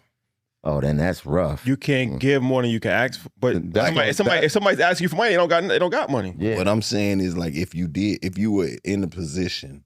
You was normal. Like most times they're not going to be in a position. But what I'm saying, if you was normal, it was just you working and it's Friday, you got your check. Like I can't let you ask me for more than I could ask you for. See, I just look at it like I just had this conversation. We're all blessed to be in a fortunate position where... Who said it? Yeah. I'm fucked up. Yeah. I'm fucked up every time. I'm not claiming that. Every time. I mean, no. You're not fucked up. I'm trying to say, I got some clothes, I got some jewelry, but all the rest is tied up in investments. Everything else tied up in investments. That's all. I ain't got shit. No liquid, nothing liquid. I look at it like people just... When you get to a position of, like I said, is doing the impossible for the ungrateful. People love to hold you to a standard they don't hold themselves to. Fact. It's just, that's all it is. People will hold you to a standard that they don't hold themselves to, because the standard that you're holding me to want to do these things for you, if you held yourself to that standard, you wouldn't need me to do it for you, because you would be able to do it for yourself. That's why money's not the issue. No, money's never the issue. That's why we can't give it to them. Yeah, I mean, it depends on who it is. There's certain people that are grandfathered in, like that you just got to, it's your people, you know what I'm saying? Yeah. Like, and it's just certain people that you know that because you're so close to them, or because they are these people to you, I can see that you really trying to figure it out and shit just ain't working out for you. Yeah. So I'm not going to let you bump your head, and I'm not going to make you feel like I'm doing something for you in the process, because I don't need that to be an extra thing that you need to worry about and trying to figure it out. But everybody else is like, come on, Slim. Like, stop. But even if I do help, I'm not doing it on your terms.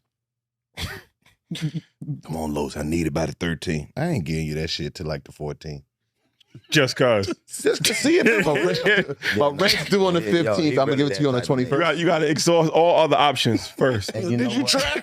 Don't never let me be your first call. That's a fact. Call everybody else first. I'm creative for you. Yeah. So I can be the hero. Like, man, Los, you came through with that. Yeah. But that little 400 I needed. The last 4. Nigga, you call me when you need that last 4. You know, but even when I give it, I'm gonna act so tight with mine, like I'm fucked up. Like I'm gonna act like whatever you ask me for, now we switching positions. Like, man, It's terrible, man. When you gonna?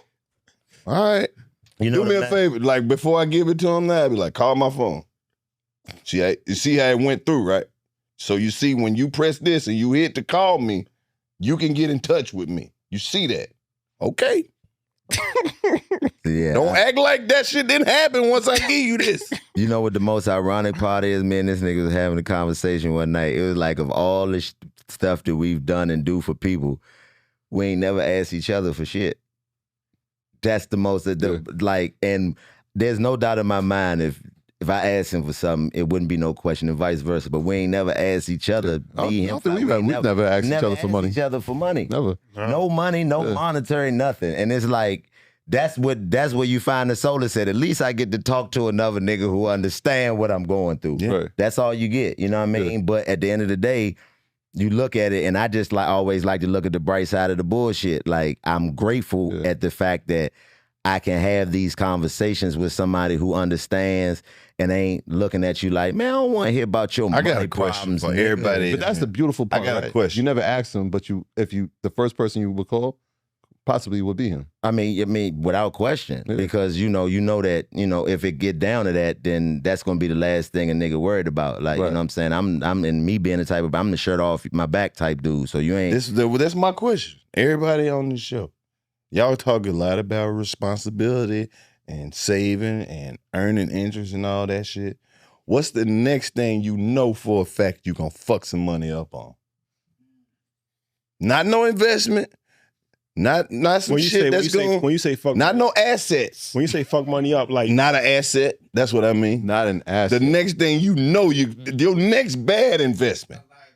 Yeah, what's your next liability? That's my show. Earn your liabilities. Yeah, mine is, that's easy. Spin-off. People. You know what I mean? Human beings. Human beings. I think it's got to be that, right? Like our minds are so fixated on not doing that the only thing that we can't control is the people that are in our lives. But you know you got to spend some of this shit.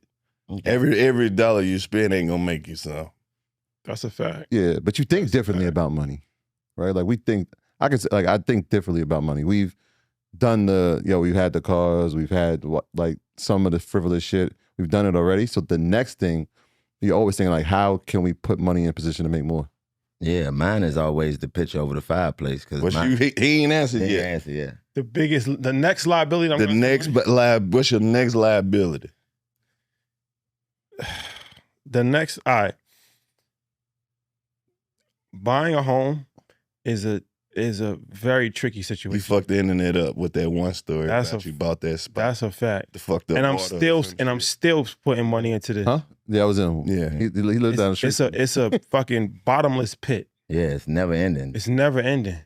And even when you get there, you got to pay. I don't want people to kill me like, oh, that's irresponsible. I encourage home ownership, but when you got to spend like $8,000 for your toilet to flush right, that's some bullshit. And then you got taxes, then you got the school tax, then you got the fucking the floor's gonna come. Bro, I had a fucking plumber come and tell like the toilet was fucked up. It was working before. Yeah. These motherfuckers came and dug up my whole yard and like basically said, "There's no way that toilet should have been flushing." The way it is, it ain't level. The motherfucker had 92 degrees and shit. Blake was like, "Man, I'm not fitting to buy this shit and had to put it's the worst fit. Because at least if you got, let's say, because a lot of people say like a girlfriend, you could end a relationship like that, right? That was a good move. Boy, I saved so much money. You?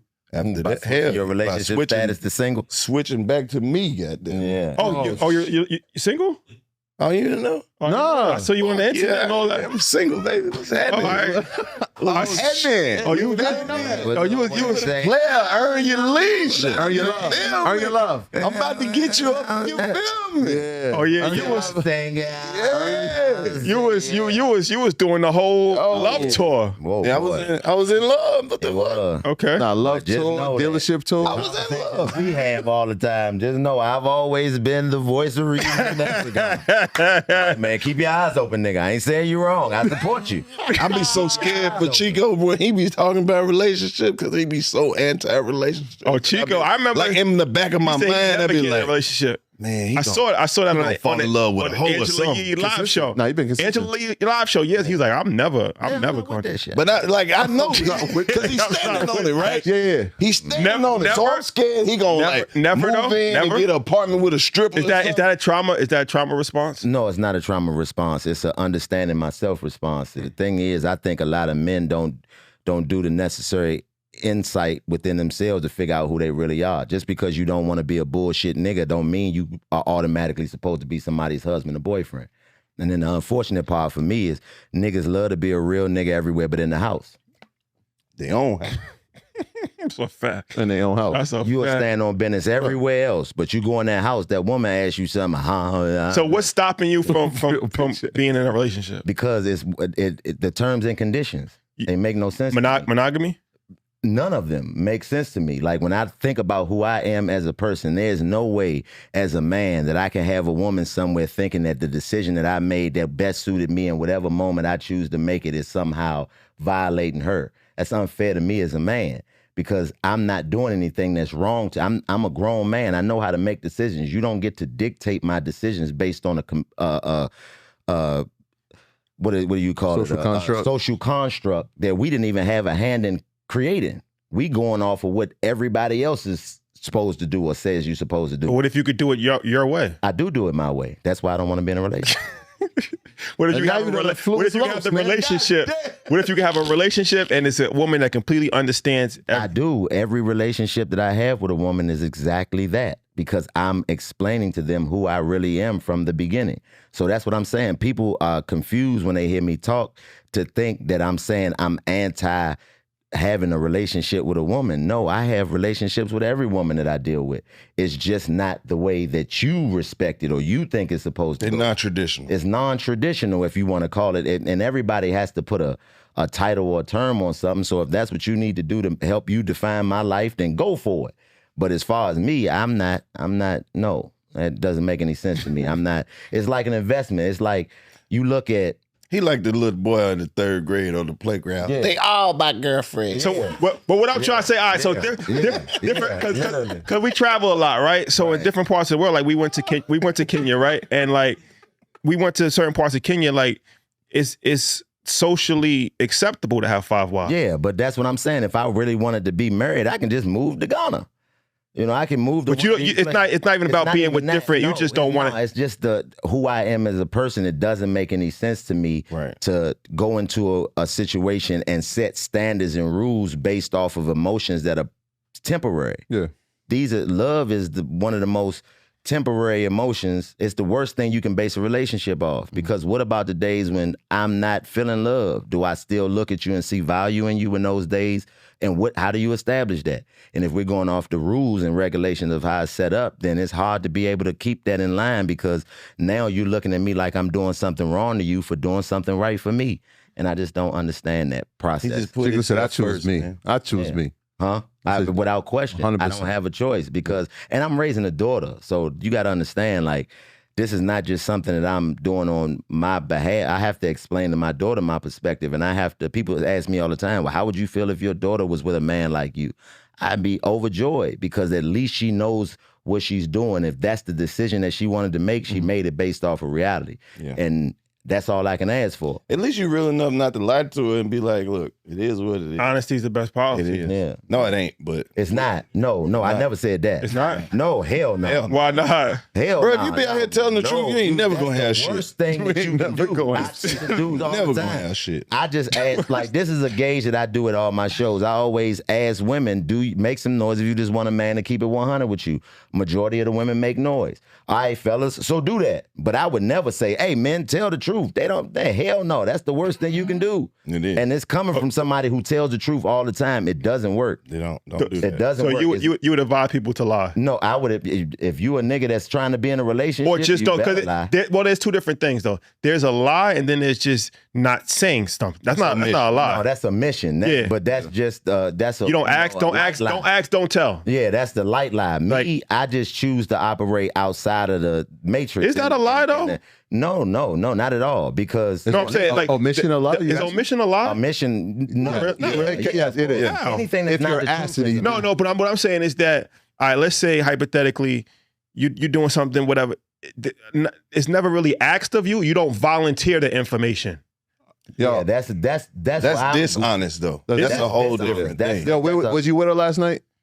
That's you asking me a question. But I'm saying, just answer that. That's why I don't ever want to be in a relationship. Because you're conditioned to immediately say anything but yes or no. You know what I'm saying? I can't do that, but I wouldn't advise he was thinking men of the answer. to do that. Because the reality is, in my experience, I can't speak for everybody, but in my experience, most women have never had a man keep it 20 with them, let alone 100. So how do you know that's really what you want until you run into it?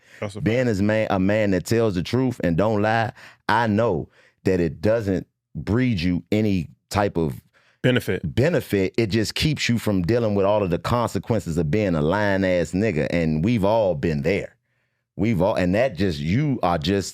She's justified to do whatever. Knock you upside your head. See, that's why I'm the opposite. House up and all that. They need to meet him so they can appreciate the niggas that's like me. I will tell you the best lies you ever heard. But no apology. No apologies. We both lying. You don't even like me like that for real. I'm sick of you. You don't like me.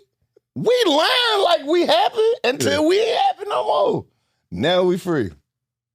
Now we free. So now we about to both hit these streets and enjoy these streets like in this freedom like we never have before. Streets is different now though. Nigga, when it come to these hoes, I'm DMX. I'm gonna let them say whatever the fuck they want to say. Say whatever. I did it all. Fuck these hoes. Yeah, whatever. I don't know no fucking Kiana. You know I know Kiana. Why are you asking me? How you know her? See, how do you? That's the question. That's the question. That's the question. Why are you asking me who I know? You got reverse engineering. That's all. Like telling the truth keeps you from having to deal with. I don't know how to have that conversation. Yes, you do. I know how to have the conversation. You a great bullshitter. Not when it comes to a woman. I'm not. I'd rather have a conversation of, who the fuck deal with that? Do you mean to tell me somebody accept that shit? I'm like, yeah.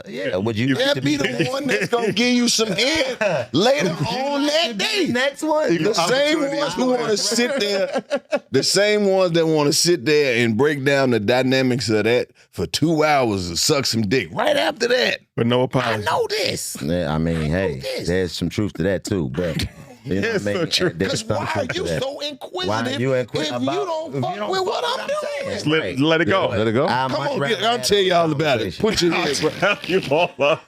You know what I mean? I thought you said you ain't want no head. Yo. I be lying. I be lying. Yo, Lowe's, tell the truth. Tell the truth. Don't get some head. Lying, get some head. I'm lying. I'm a lie. Tell the truth. That's the truth. The truth is, I lied. Yo, this you want the dude. truth so fucking Yeah, bad. Let my lie go through. You ever swipe your card and that bitch take a little minute? You know it's some money on that bitch. You like, hold up.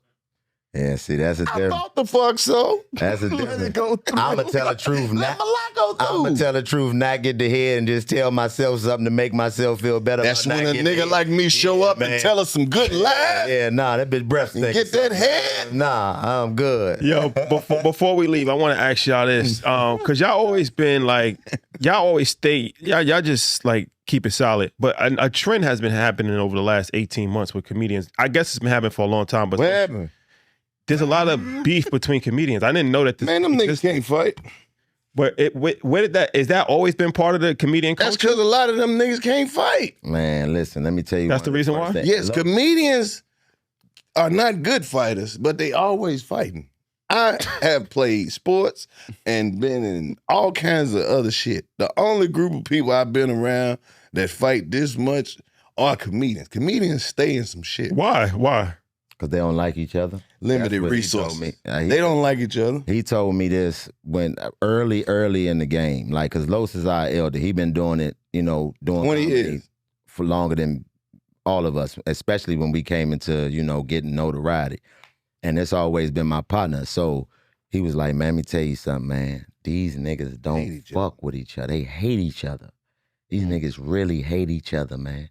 He said, and everything you gonna see when you're around these niggas is gonna be in the vein of that. So don't be surprised when you see it. And from that point on, I've never been shocked. Like, I ain't never tried to be friends with nobody other than my partners, because I understand, I see it. Like, when you see it from that vantage point, that's where the beef come from. But these niggas get around each other and be fake. That's the thing, though.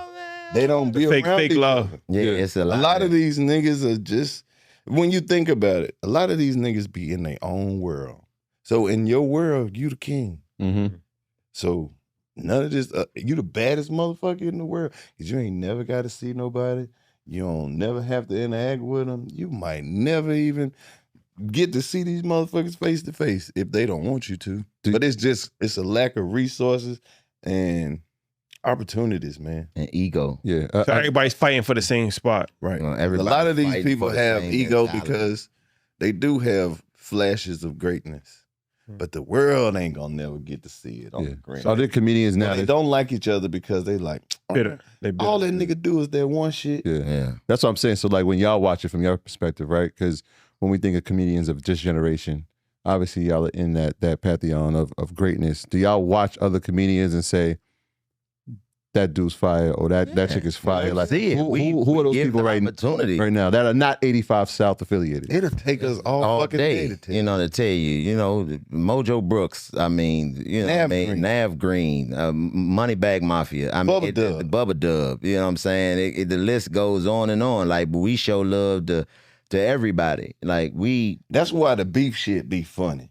Because I think on the outside of people who not comedians, they always be missing a little part. It's always a little piece of the beef that's missing that makes it make sense. Mm-hmm. But as far as just not liking each other, these niggas don't hate each other. Yeah. They just got some disagreements that they can't work out. Yeah, and I think that's everywhere. That's everywhere. And then when you come from certain environments, like, we really from like different, our background is real different. I'll tell you right now. Like any beef between comedians is it could be solved with a couple dollars. Not a lot, not even a lot, just a couple dollars. Yeah. Couple dollars. Couple dollars, probably. And then, like, for me, I always looked at it like, I ain't got time to be having no problems with nobody doing this. I come from where problems were daily, and really grew up in that environment, and that was normalized. So I refuse to get that energy now. So it's always been easier having that mentality moving through the game. And I always say I've been blessed in the game. We can end everybody, the beef with all the comedians. Everybody. Wow. Just need almost every time I get on the platform, I'm gonna start telling people, hire comedians. It don't even have to be me. Hire some comedians. Watch how much of this beef just dissipates. Hire them. Whatever y'all got going on, bro, hire a comedian. Go grab a comedian that you know from your hood, grab one from your hood, throw a little bread on them, and keep them working. But that's the good thing with y'all. Y'all don't have to be hired. You can get hired, but you created your own. Nowadays, you got a cell phone. We still accept jobs, though. No, for sure. But I'm just saying, I feel like the days of like struggling actor, right, or a struggling comedian. But it's not. You have it's a not cell like phone. that for everybody. It's not like that. It's just as difficult. That's what people don't understand. There's a lot of comedians that don't want to do sketches or do skits or be in a movie or be in a show. Or a lot of comedians just want to tell jokes. Yeah, and some of them just want to do this. And you know, it's just a different mentality. You got, you know, it's kind of like the mentality of the young hating on the old hating on the young. It's just people paying attention to other people's lives. And it's two different worlds. It's two different worlds. They don't even do the same thing, but if you're a sketch comedian that do skits and things like that, people always say, man, you so funny. You need to do stand-up. But they never tell funny-ass stand-up comedians. You need to do sketches. You need to do some sketches, boy. Hey, you need to start fucking with them sketches. Mm-hmm. They'll tell you need to do movies. Yeah.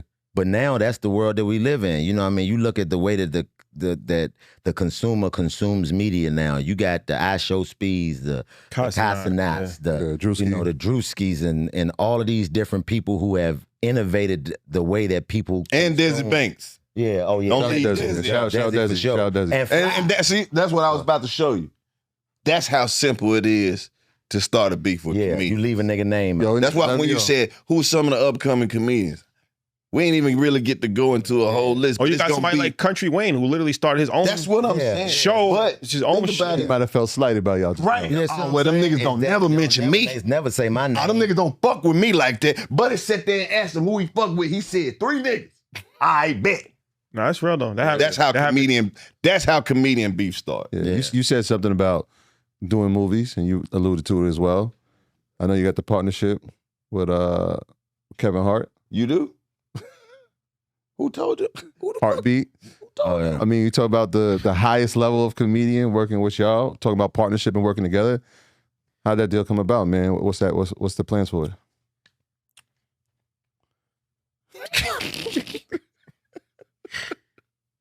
I don't know. Yeah, me neither. I don't want see now he done brought up the comedian beef. What if we don't answer the shit right and then Kev see the shit and be like, oh yeah, y'all didn't give enough grace. Shit. That's why I don't help nobody. Yeah, you know what I'm saying? Like I don't even understand why you guys didn't give. No, the thing about it though is like, been working with Kevin Hart for a long time. Yeah, like I've been knowing Kevin Hart since Laugh-A-Palooza, and he's one of the guys who he's great when it comes to the business of entertainment. Smart guy. And like you were saying earlier, he saw us grinding and building our own stuff and selling out tours. And sometimes he performing at these same venues that we perform at. And he know how it, like what it takes to sell these joints out. And I'm like, okay, y'all doing this, or y'all doing, and looking at the numbers at the end of the year. And he saw the progress. And he worked with all of us individually. Yep. And he came on Wild and Out. And we've had real conversations. Yeah. And then, just in the process of moving around the entertainment industry, people start to fuck with you when they see you in places that ain't got nothing to do with work. Yeah. Like, damn, oh shit, we in Vegas. Oh, look, Chico, come on, come holler at us. Come holler at us, come fuck with us. It ain't the job for them to call you and say, come to Vegas with us this weekend, but if we see you, you good. Come over here and see what this superstar shit hitting like. Yeah. Between me and him and DC and all the entertainment circle, that's how a lot of stuff happens. It ain't just the Kevin Hart shit. It's how a lot of opportunities happen. Yeah, it'd be something simple as like you said, when I came in, first thing you said something about the watch. Like I've had so many conversations just from this. Like, just from this, somebody said, oh man, that's a nice, where'd you get in the that? same club. Yeah, you know what I'm saying? Yeah, where'd you get that? And then you end up having a conversation and find out this nigga own mustard. Right. You know what I'm saying? You be like, then you see this nigga again at the Super Bowl shit. He was like, he got another one. Yeah. Oh, you do this shit. Yeah. Kevin Sheet. Switch your wash up. Yeah. All the mustard. Shout out to Kevin Hart. Shout out to Kev, man. He produced the stand-up special that I got on Hulu. Heartbeat Productions, Laugh Out Loud is his company. See, that's the thing. He works with us. Kevin Hart gave me one of my first big checks. Yeah, for real. Like, big one. Yeah. For the LOL stand-up special. I'm talking same about thing I did. No questions asked. Yeah. Do the shit. Shout out to As soon Kev. as you finish, it's a lady standing right there with an envelope with a check. Right? I'm talking about for a comedian, it's life-changing money right here. Yeah. You don't like, it's right there. As soon as you finish, ain't no wait, ain't no 2 weeks, ain't no check your mailbox. Kevin Hart just real like that. And he has always shared his success with the rest of the comedy world. And that's why I say I've been blessed in the game, because all of the OGs that I've had those experiences with, you know what I mean? Like all the guys I've been around, the D-Rays, the Duvals, the Quakes, you know what I mean? Pretty much everybody who had that paper when we came around. That was the guys when we came around. They all showed us love and gave us game, and we ain't never been like shitted on by them niggas, and that helped. I haven't. You know what I'm saying? I can't say, you've been doing it longer. I've seen a few times what these niggas is. Not those people you named, but I'm saying motherfuckers in the industry, and I've told you them stories. Oh, yeah, no, that's why I say I've been blessed, because I ain't never had to deal with none of that personally, and I'm glad, because I don't know how I would. Like, I'm not really set up like that. You're not going to be able to, chump me off like that. Like, nigga, that's why I always say I'm nervous to meet Jordan, because I would hate for Jordan to be like, man, take my fucking shit. Take no pictures, nigga. That's why you got on, look at your jeans, nigga. But the day I'ma say something. The day you meet him, you ain't gonna have on no J's. It's gonna be a nigga you don't fuck with, like Adidas, nigga. Right, but I gotta ask y'all before we get out of here, man. What's y'all opinion on Bitcoin right now? Like, what's you guys' your take on it? It's unstoppable. It's very resilient. They about to pass this legislation. That's why it's been going crazy right now, over 120,000. So I feel like for the future, Bitcoin's very volatile. It goes up and goes down. But for the future, the trend is leading up. Now, if you look at the past 10 years, since it's been started, right? And it's something that once you start to see mass adoption, that's what we've seen. So you've seen BlackRock, you've seen Fidelity, you see it's traded on the stock market now as far as the ETF. So it's almost like just normalized at this point, right? Yeah, but that's why I asked, because with regulation comes, that changes the game. You know what I'm saying? But with regulation brings institutional money. Yeah, exactly. It's gonna slow down.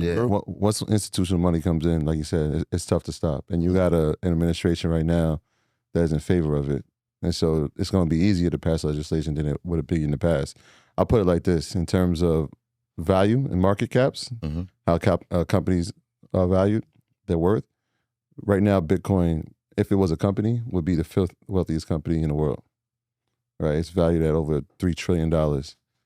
They project it to be at $6 trillion by 2030. Okay, well. So it's up. There you have it. It's going up. I just wanted to get their opinion, Ben, as though, we talked about this years ago. Years and years ago. I mean, everything from Bitcoin to Chat GPT. And that's a fact. You guys, on the camera, off the camera. We had on camera, off camera. Yeah, we got to start doing this quarterly. Yeah. Real. Remember the Chat GPT? That was the first time when y'all did this. We came in, and then now it's like, now it's this. Every 5-year-old got exactly. It's the new Google. It's just the new Google. I'm not using it. Right. Yeah, that's a fact. Yeah, I'm not using Chat GPT. I ask dumbass questions. When we came to y'all, what makes nipples pink? And then this nigga's crazy. I ain't used it for nothing positive yet. But it answered it though, didn't it? The melanin in the nipple. You be like, oh shit. I done figured out how to turn myself into a Sesame Street character on that bitch. I done been on there taking pictures, man, in the air. Man, turn me into SpongeBob. Like, true story. So, it's going nowhere. We've had all of these conversations, in front of the people, man. So, salute to y'all and thank y'all for always having us and always being able to, y'all got to pull up and spin the block. Progressively push the conversation and not hide the information from the people, man. I need me some tickets to InvestFest. Yeah, we got to come to an InvestFest. I need a lanyard that make it look like I got a lot more to do with it than I actually do. Production. I was looking forward to Essence Festival, man. They ain't give me none, man. The VP production. But I want to when I see y'all, With the headset, you need a headset. not necessarily a Not the headset. but when y'all like say for instance you get me the lanyard, 14. right? Yep. When y'all get me the shit, I'm just gonna act like I'm always looking for y'all. Where you say Rashad? Cool. Come on, let's run it. Let's just run it. Let's just run it. He's here. We got the talent here. Let's just run it. Let's just run it. Let's just run it. Mike's up. If you ain't got one of these, you can't be. That's what I want to do. That's it. Get me one of them. You ain't got to worry about shit else. I ain't coming to fuck the bread up, but I want to just come and act like I'm real important. And when people ask me, what the fuck is that? You don't know who the fuck that is? That's the nigga that invented Black GPT. That's Black GPT. That's the Black GPT dude. Black GPT. Yeah, Black GPT would be dope. The type of shit you could ask Black GPT would be amazing. You like a black grandma. Black Give us an example. When is Bitcoin going up? Child, I don't know. It's going up directly. Going up the ceiling. It's going up to the ceiling. What should I do with this money? Well, if it's in the Lord's will, you'll always have it. If I live and don't nothing happen, I'm going to invest all my money at the InvestFest. Black GPT. The Lord sees fit. You know it's legit. That's what it is. It's going down. Yeah, we need to come up with that. Come on, what's a blessing? Everything that you got that the Lord wants you to have. Did he about to trademark this? I know. That's why he's still waiting on this shit. Yo, we want to appreciate y'all, brothers, man. Is tickets on sale right now? Tickets on sale. Hey, download the app. Channel 85 is in the App Store. You can get tickets off the app, or you can just go to channel85.com. You can go to Ticketmaster. You can go to 85 South. What's the website, Blake? BMNshows.com. Anything 85 South. Follow us on social media. Chico Bean, Karlous Miller, DC Young Fly. Shout out to Nav Green, Moneybag Mafia, Clayton English, Poor Minds. Yeah. And BMN stands for Being Magnificent Niggas. Just in case you didn't know, BMN is Being Magnificent Nigga Shows. I thought that was an SUV. That's the hybrid.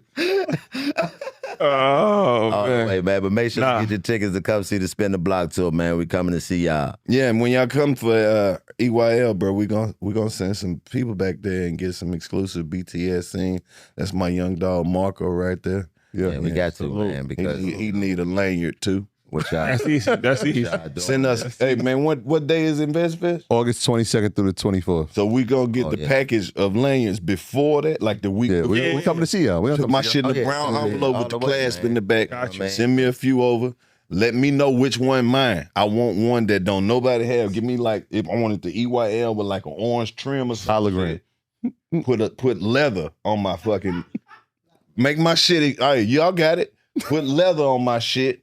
And I don't want no fucking laminated shit. Like, have somebody hand stitch that bitch with like one of these Africans in Harlem or something. You know what I'm saying? Some shit that I could, that's going, you know what I mean? Don't send me no cheap shit, bro. I'm telling you. Like, bro, we've been friends. We've been friends for too long. This is true. We got too much money for me to never ask y'all for shit. We gotta stop being humble. Yeah, bro. Give me an iced out lanyard or something, bro. Nah, Got you. I take a watch because that. I don't like that how he said it slow. That's the one I want. I said love it that slow. one. See, that's people don't know about that one. See, these is the Prezzies is dope, but that one is the one. I'm with Los, man. We just nah, out here just trying to figure it out. Trying to figure it out, bro. Nah. This ain't even a real Rolex. It's a vitamin in this. Nah. Timex. Yeah, nah. You ain't about to do me like that. You know what I'm saying? About to hit you with the, come on, funky motherfucker. Nigga got a Been waiting on you all night. Hit you with the Harlem Nights, man. But appreciate y'all, man. Always love. definitely. Always love. Man, Congratulations on everything. Man. Love. Yeah, always love. Always, man. For real. My God. That's a Alicia, 85 South.